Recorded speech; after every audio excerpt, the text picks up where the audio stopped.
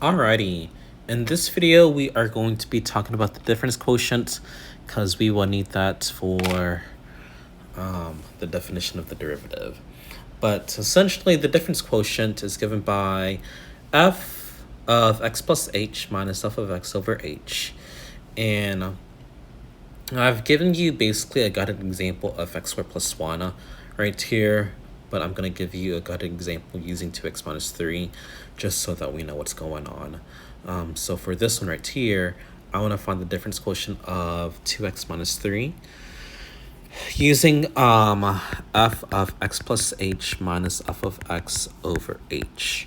So essentially, anytime I see an x, I'm going to substitute in with x plus h. So I have 2x plus h minus 3. And this right here is my f of x plus h. Then I have my f of x, so minus 2x minus 3. So this is going to represent my f of x all over h.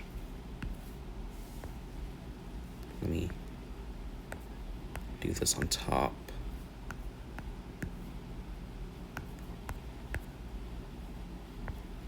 All right, all over h. So this is what I have right now.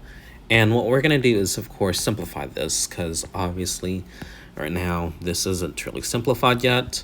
So I am going to go ahead and distribute the 2 and the negative. So now I have 2x plus 2h minus 3 minus 2x plus 3 all over h. You'll notice that the 2x and the 3's will cancel out. So the 2x right here and the 2x right here, the negative 3 here and the 3 here. So now I'm just only left with 2h over h.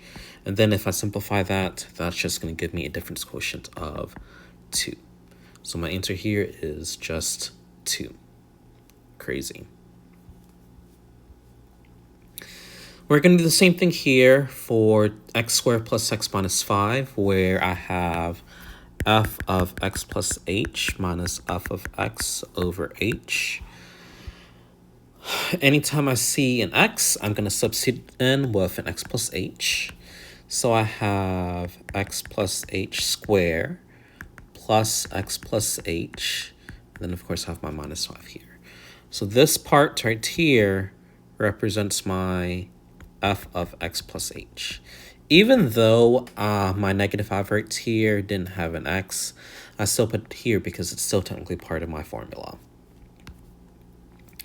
Then I have my yellow, which is f of x. I'm going to go ahead and do that. And then that's all over h.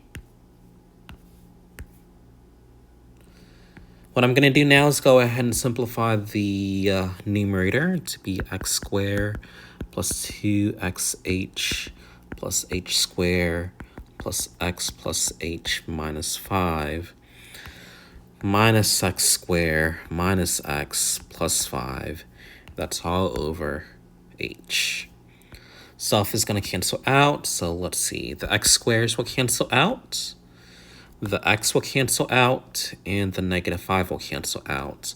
So on top, I'm just left with 2xh plus h squared plus h all over h. I'm going to simplify this some more by factoring out an h, and if I do that, I'm only left with 2x plus h plus 1. So this right here is my difference quotient. We're going to do the same thing for x cubed plus 2x. This one might take a while because of the x cubed, but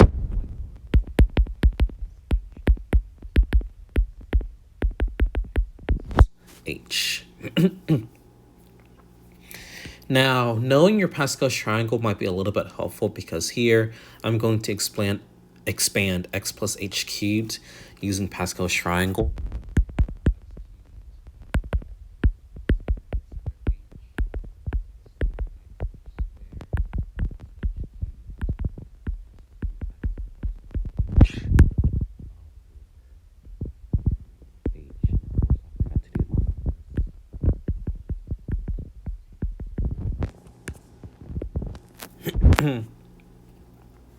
So we have f of x plus h, then I have my f of x, and then I have my h right here.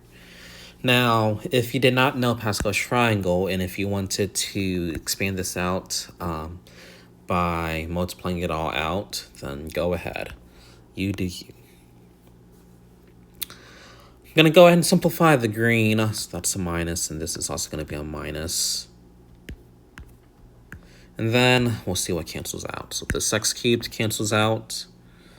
This 2x will cancel out. And then nothing else cancels out beside those two. But then I have, you'll notice that I have an h here, an h here, an h here, and an h here. So I'm going to simplify and cancel out the h's to get 3x plus 3xh plus h squared plus 2. That's going to be my difference quotient for number 3. In the next video, we'll talk about why this is important, because it's going to lead us into the definition of the derivative. Because plot twist, we kind of already found the derivative of 2x minus 3 using our definition. How? Well, in the next video, we'll talk about that.